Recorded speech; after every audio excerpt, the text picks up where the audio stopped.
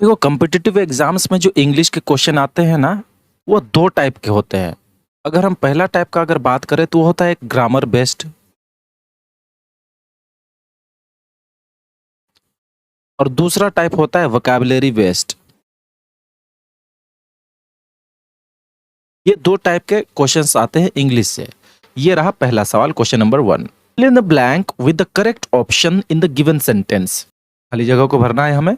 Cinema viewing is a dash pastime among city dwellers. अगर आपको इनमें से ना एक भी मीनिंग नहीं आते हैं ना, लेकिन अगर आपको ग्रामर का लॉ पता है, ग्रामर का रूल पता है, तो आप बना लोगे। जैसे एग्जाम्पल के तौर पे यहाँ देखो, अगर इस खाली जगह में हमको फिलअप करना है ना, इसके बाद वाला अगर शब्द को देखोगे, पास्ट टाइम मीनिंग आपको नहीं मालूम, फिर भी अगर आपको इसका पार्ट्स ऑफ स्पीच मालूम है, जैसे कि ये एक नाउन है और इसके आगे तरफ ए लगा है, तो यानी कि यहाँ जो नाउन को क्वालिफाइंग करने वाला कोई ना कोई वर्ड आना चाहिए इस जगह में, और नाउन को क्वालिफाई करता है एडजेक्टिव। यानी कि गिवन ऑप्शंस में से हमको उसको चुनना है जो एडजेक्टिव हो। पॉपुलरली एक एडवर्ब है, पॉपुलैरिटी एक नाउन है, पॉपुलराइज्ड तो वर्ब का थर्ड फॉर्म है जो एडजेक्टिव जैसा भी काम करता है। बट एग्जैक्ट एग्जैक्ट अगर बात करें एक्यूरेट, तो है ऑप्शन 4 पॉपुलर। तो हमारा करेक्ट आंसर इसका हो जाएगा ऑप्शन 4। नेक्स्ट क्वेश्चन नंबर 2 को देखते हैं। Which of the following options best combines यानी join the two given sentences? यहाँ पर दो given sentence है, all of us started quite early, और दूसरा सेंटेंस है we missed the first local train। इसको हमें कंबाइन करना है, ज्वाइनिंग करना है। अब ज्वाइनिंग करते हैं किससे? कंजंक्शन से। तो एक बार कौन सा कंजंक्शन कहाँ यूज होता है इसका आपको मालूम होना पड़ेगा, इसका तमीज होना पड़ेगा आपको। तो देखते हैं सेंटेंस में कौन सा भाव उत्पन्न हो रहा है। All of us started quite early, हम लोग सभी सुबह, सुबह तो नहीं बोला है, हम लोग सभी जल्दी ही शुरू हो गए यानी रवाना दिए। We missed the first local train, हम लोगों ने पहला लोकल ट्रेन को मिस कर दिया, छूट गया हमसे वो ट्रेन।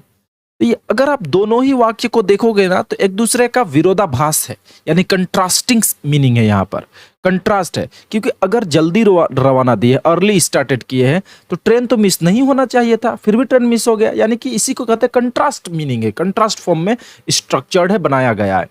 अब आप याद करो कि कौन सा कंजंक्शन यूज करने से कंट्रास्ट मीनिंग को फुलफिल करता है। जैसे कंजंक्शन देखो, यहाँ पर एज है, यहाँ दो है, इसके साथ बट भी लगा है, ऑल दो है, व्हेनेवर है। मैं बाकी को देख भी नहीं रहा हूं, मेरा काम सिर्फ ग्रामर के ऊपर, कंजंक्शन पर ध्यान देना है। अगर आप ध्यान दो, एज ऐसा काम करता है जो कारण को बताता है, रिजल्ट को और कारण को बताता है। लेकिन यहां पर तो कंट्रास्ट वाला मीनिंग है, तो ये आंसर नहीं होगा।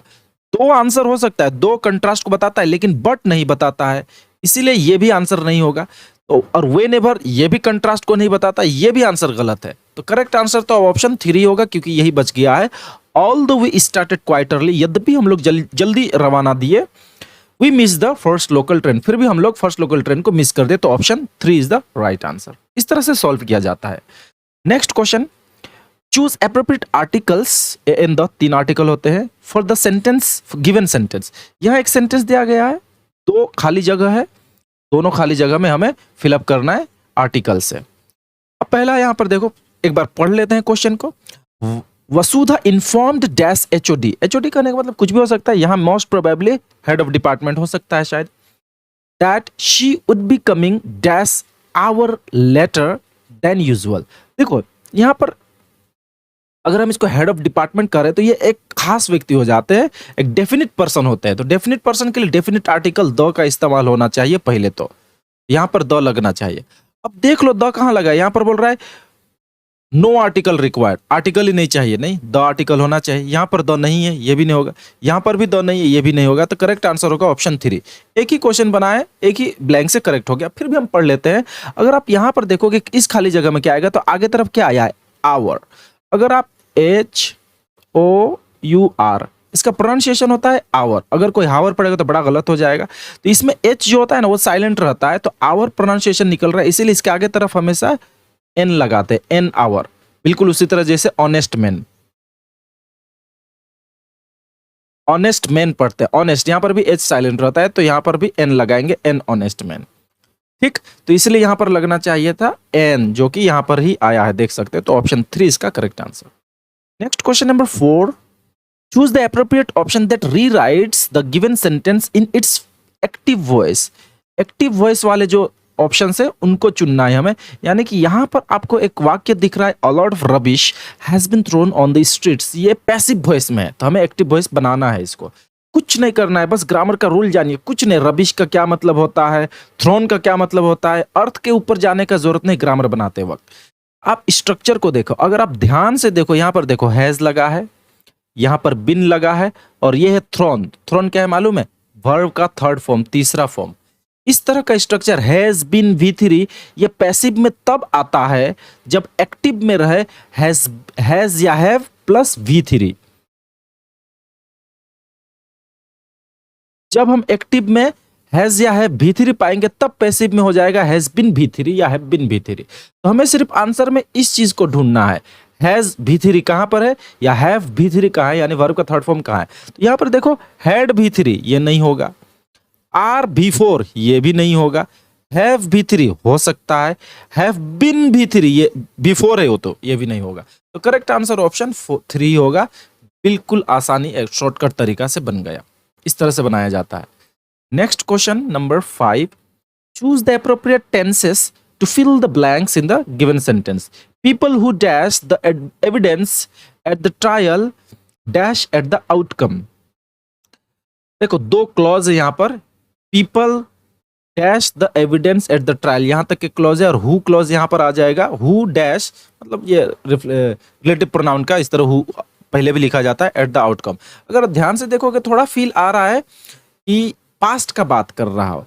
तो देखो मैं बता दूं, जब भी दो कार्य एक ही वाक्य में हो रहे हो ना, तो दो एक्शंस आ रहे हैं, तो उसमें एक एक्शंस अगर पहले खत्म हो गया है, उसके बाद दूसरा एक्शन शुरू हुआ है, और दोनों पास्ट को बात कर रहे हैं, तो जो एक्शन जो कार्य पहले खत्म हुआ है वो होना चाहिए पास्ट परफेक्ट में, और जो बाद में खत्म हो रहा है उस पर होना चाहिए पास्ट इंडेफिनिट या फिर सिंपल पास्ट में। तो देखो पीपल हु, अब यहां पर देखो हियरिंग हर्ड यानी कि सुनना वाला ही ऑप्शन है।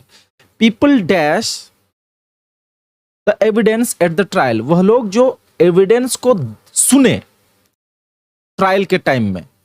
डैश यानी कि सरप्राइज, सभी में तो सरप्राइज हो गए आउटकम को देखकर, यानी कि जो रिजल्ट है उस पर सरप्राइज हो गए। यानी कि पहले क्या काम हुआ, एविडेंस को देखने का काम हुआ है, सुनने का काम हुआ है एविडेंस को। तो ये जो पार्ट है ना, इस पार्ट में आना चाहिए पास्ट परफेक्ट टेंस का स्ट्रक्चर। पास्ट परफेक्ट टेंस में देखो तो इसमें एक ही है, ऑप्शन 2 भर, तो यही होगा करेक्ट आंसर। और ये तो सिंपल पास्ट यहां पर भी है, यहां पर भी, ये तो हो ही नहीं सकता है, इसलिए करेक्ट आंसर होगा option 2। Next question number 6, find out the part which has an error. कहां पर ग्रामेटिकली एरर है, गलती हमको ढूंढना है। I like the poetries of Byron and Shelley, दो महान रोमांटिक यंग पोएट, बैरन और शेली, पीबी शेली, पर्सी बाई शेली। देखो पोएट्रीज नहीं होता है मेरे भाई, दरअसल पोएट्री होता है। पोएट्री का प्लूरल फॉर्म पोएट्रीज होता ही नहीं है। ऐसे कई सारे इंग्लिश के नाउन से शब्द है जिसका सिंगुलर फॉर्म में ही हमेशा यूज होता है। एक तो पोएट्री है, उसी तरह का सीनरी है एक और वर्ड, उसी तरह का फर्नीचर है, लगेज है। ये सारे एग्जाम्स में अक्सर पूछे जाते हैं। इन लोगों का प्लूरल फॉर्म नहीं होता। कोई जबरदस्ती पोएट्रीज बोलेगा तो गलत हो जाएगा। सीनरीज, फर्नीचर्स, लगेजेस ऐसा नहीं होता है। एडवाइस, इंफॉर्मेशन भी उसी कैटेगरी में आते हैं। तो हमारा गलती कहां पर है, ऑप्शन 2 में। यहीं पर देखो पोएट्रीज नहीं होगा, पोएट्री होना चाहिए, पोएट्रीज नहीं होगा। Option 2 is the right answer. Question number 7 को देखते हैं। Choose the appropriate pronouns, pronoun से फिलअप करना है। Ranveer saw dash in the mirror whenever dash got dress. अब देखो पहला स्थान के लिए इनमें से कोई आएगा। अगर ध्यान से देखें, रणवीर ने देखा मिरर में, और ड्रेस करने का बात हो रहा है, तो ड्रेस में मिरर में खुद को ही देखते हैं ना, सिंपल सा बात है, अपने आप को देखते हैं, यानी रिफ्लेक्सिव प्रोनाउन आना चाहिए। तो यहां पर आना चाहिए, देखो रणवीर है एक लड़का, तो इसलिए हिमसेल्फ आना चाहिए। माई सेल्फ या हरसेल्फ, हरसेल्फ लड़की के लिए, माई सेल्फ खुद के लिए होता है। रणवीर लड़का है थर्ड पर्सन, तो हिमसेल्फ करेक्ट आंसर होगा। यहां पर तो हिमसेल्फ आएगा। अब तो ये तय हो गया, यहां पर हिमसेल्फ आएगा, तो और तो हिमसेल्फ दिख भी नहीं रहा है, तो ऑप्शन 1 ही हमारा करेक्ट आंसर होगा। और दूसरी जगह देखो रणवीर के लिए नाउन आना चाहिए, तो ही, जो कि यहां पर ही है, तो ऑप्शन 1 इसका right answer. Next question number 8, choose the appropriate prepositions for the given sentences.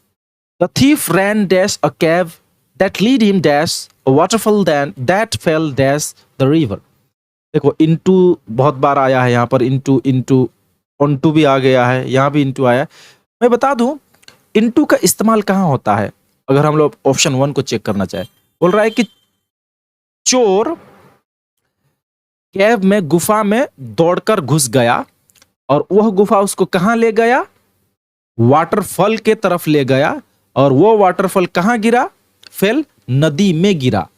तो जब भी हम लोग मूवमेंट का बात करेंगे ना, उस वक्त आता है इनटू, मूवमेंट वाला बात, कहीं पर एंटर करने वाला बात हो मूवमेंट के साथ में या एक्शन के साथ। तो यहां पर देखो थीफ ने दौड़ते हुए केव के अंदर गया ना, तो यहां पर आना चाहिए था इनटू, और वह रास्ता उसको किधर ले गया, तो किसी के तरफ डायरेक्शन को बताने के लिए होता है टू का प्रयोग। टू वाटरफॉल, वाटरफॉल की तरफ ले गया ना वो केव का रास्ता। और यहां पर भी देखो फिर वो वाटरफॉल जो है, वो झरना है, वो कहां गिर रही है, नदी में गिर रही है, यानी कि यहां पर भी मूवमेंट है, तो यहां पर भी इनटू आना चाहिए। तो हमारा ऑप्शन क्या होगा, इनटू टू इनटू, जो कि ऑप्शन 1 में दिख रहा है। Correct answer 1। Next, choose the appropriate conjunction, joining करवाता है कंजंक्शन शब्दों को या फिर सेंटेंसेस लोगों को, for the given sentence. Do you like T dash coffee. देखो यहां पर चॉइस का बात कर रहा है, क्या आप टी अथवा कॉफी पसंद करेंगे, तो यहां पर चॉइस के लिए और इस्तेमाल होता है, तो ऑप्शन 3 इसका करेक्ट आंसर होगा, अथवा इसका अर्थ होता है। Next question, choose the appropriate synonym, synonym का मतलब पर्यायवाची, सिमिलर मीनिंग रखने वाले word, for the highlighted words in the following sentence.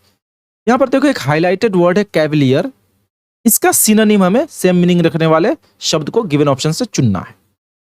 He could not achieve success, वह सक्सेस अचीव नहीं कर पाया, यानी कि सफलता प्राप्त नहीं कर पाया, because of his Cavalier attitude, अपने घमंड रवैये की वजह से, घमंड बर्ताव की वजह से।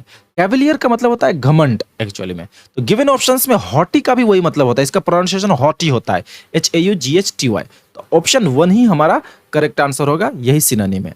बाकी भी बता देता हूं, डिलिजेंट का मतलब होता है दरअसल परिश्रमी, और एमिएबल का मतलब होता है मिलनसार, मित्रता भाव रखने वाला, और हम्बल मतलब होता है सीधा साधा नम्र स्वभाव वाला।